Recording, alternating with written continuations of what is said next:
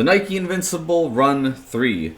Is this shoe still holding up after 150 plus miles, or is this thing starting to really fall apart quickly? Let's talk about it. So before we get into the video, make sure you like the video, subscribe to the channel if you're subscribed watching content. Thanks so much, love you guys a lot. Make sure you follow me on Instagram and Strava for all sorts of updates. And without further ado, let's get into this shoe. 150 plus miles deep. It feels like I just reviewed this shoe, but again, the distance comes in here pretty quick. So yeah, this is what's going on in the forefoot, as you can see, or in the left foot. This is what's going on in our right foot. And I'll show you this right foot area once again. And I guess overall we'll start with the left foot. Not too much wear as I would suspect. As you can see, it's a little bit more balanced. Not too much going on in the pronated side of the shoe, as you can kind of see there. The wear and tear is still in this area. The foam isn't really getting broken up nearly as bad in this particular foot, but the rubber is starting to kind of flatten out as we lost the Nike insignia up here on this foam. And the right foot, which is always the most daunting one of the two, the foam continues to tear in this area. The rubber has like kind of melted, kind of flattened out a lot in this particular case. And yeah, this pronated area of the shoe, or the interior area, is not nearly as badly worn as, again, the outside and this top area. And that's just the way my foot's just kind of striking the ground at this time with this particular shoe. And again, we got some foam wear and tear in this particular area. Not too much in the heels, because I'm not really rubbing the heels on the ground unless I'm walking in this particular shoe, which is not frequent, but it does happen every so often. So the Invincible Run, flying at 350 plus miles deep. What's going on? What are my thoughts? So not much has changed since the 100 plus mile review. Again, it's just more eye-opening thoughts about the shoe as a whole, right? So a lot of people have been commenting that the shoe is kind of built in a way where it's just ergonomically not necessarily a stable shoe, which I do agree with. It's just a huge block of ZoomX, which is not a bad thing. It just needs to be designed properly for whatever run you may be trying to accomplish, right? So like with the Vaporfly X% 2, it's ZoomX with a carbon plate. So that's kind of your ergonomic structure for the shoe, is to have the foam support the plate. When you have something like the Pegasus Turbo and the Pegasus Turbo 2, which arguably for some people is the greatest shoe ever created, you had some React foam and you had some ZoomX working in tandem, no carbon plates. When you have something like this, which is not necessarily a Vomero, not a Zoomfly 5, with a carbon plate or any sort of foam textures, the question here is what's going on with it? Is this just going to be Nike's experiment shoe with all ZoomX following your high stack structure? Is it working? Like, what are our thoughts here, right? And like, you gotta also think that the foam in itself is kind of rounded in like this cup shape for your foot overall. Like, who's your target running audience with this shoe when you run with it? And I guess some people in the comment section said that like larger runners are typically the audience for this particular shoe, which could be the case, but I kind of also could see the case for it not being so. Again, because, just structural designs of the shoe. But I can also see why building a slightly wider shoe with the foam areas is more supportive for a larger runner if that was the case. But I also see why someone like me could also enjoy a shoe like this. And it's not to say I haven't enjoyed the shoe to this point. It's just there's a couple of things that are like really nagging me about this shoe at this point in time, right? So it's not to say I'm going to stop running at 150 plus miles. I want to continue. I want to break this shoe down as much as I can.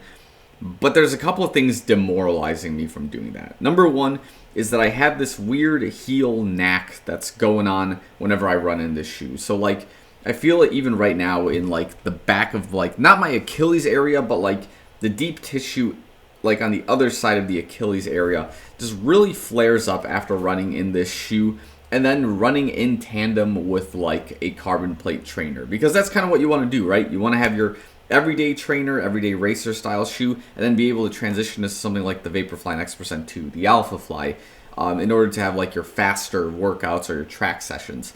And in tandem, these shoes are not cooperating very well. The question there is maybe the Vaporfly or the Alpha Fly is not the shoe you want to be training with in this particular case, but then what's the point of having the Invincible if it can't be a shoe that complements those two, right? Like, is this now training for the Streak Fly? Is this training for the Alpha Fly Next Percent 2, maybe? So those are some of the questions I have with this particular shoe in terms of like this heel wear. And like this heel wear as a whole is demoralizing me as a runner, because I feel that soreness in the morning sometimes, and like when I'm stretching my foot in certain ways, I feel it there, and it gets me nervous when I'm running. Like, hey, should I be running today? Because like this heel wear or this heel soreness like could get worse during my run, and like I don't want to flare it up, so maybe I should like cross train. And then you kind of see where like, you know, it becomes a sinking or like a steep slope in that case of you're cross training, you're not running, you're not putting as much volume because a shoe is potentially hurting you, or a combination of shoes are hurting you in this particular case. Number two, anything well, I mean, the wear and tear of this shoe is like still questionable at 150 plus miles.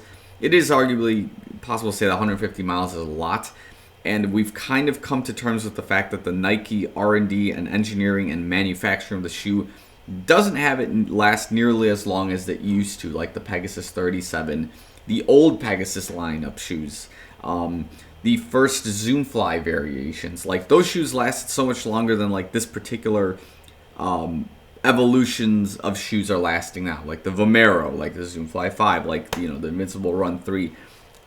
Their lifespans seem to be getting worse and worse, and I don't know if it's because as runners the shoe isn't as complementary to our striking styles, or the materials just wear off quicker, and the purpose here is to get you into a new Invincible Run 3 or a Nike variant as quickly as possible.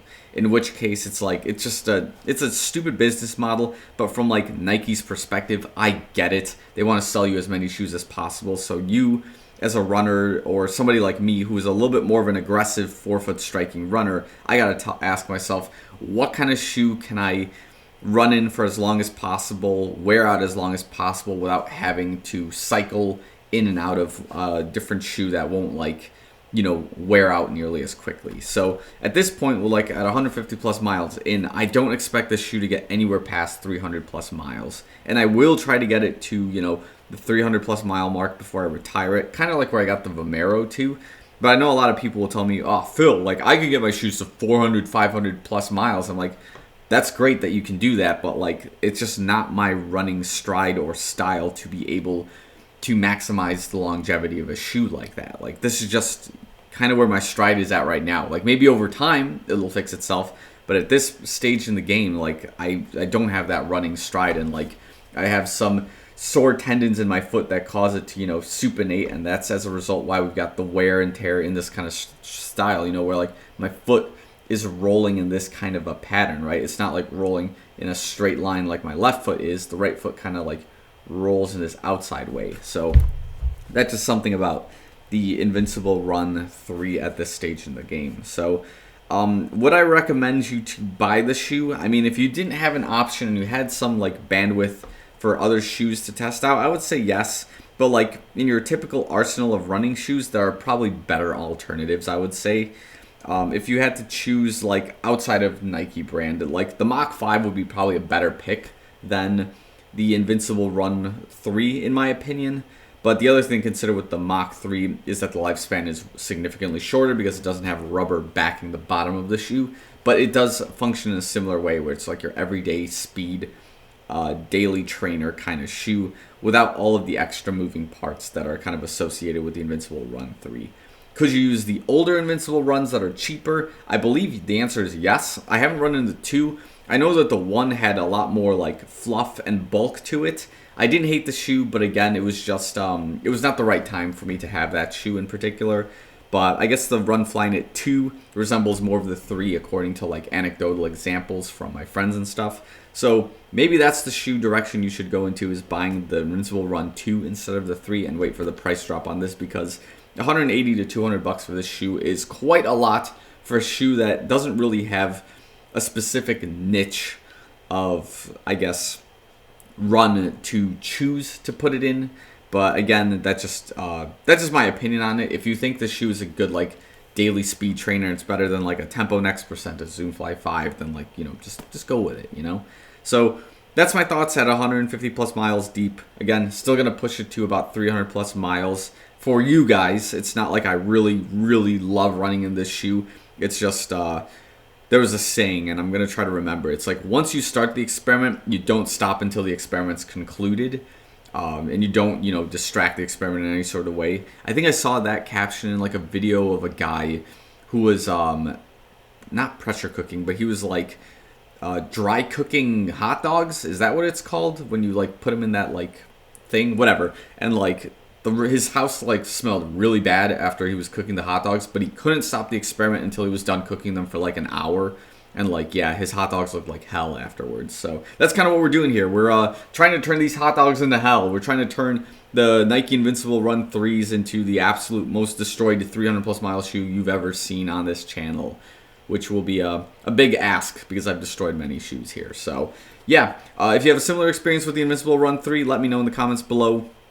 If you love or hate the shoe, again, let me know. I know that a lot of you have commented on previous videos telling me how much you dislike this shoe. Keep the hate coming, not towards me, but keep it towards the shoe because, I'm just doing my best to make the most out of a running shoe that I bought that I can't really return right now, but I want to continue testing for you guys and put my heel through as much pain and suffering just for your pleasure. So I will leave the video here. Thanks so much for watching. I'll see you guys in the next one.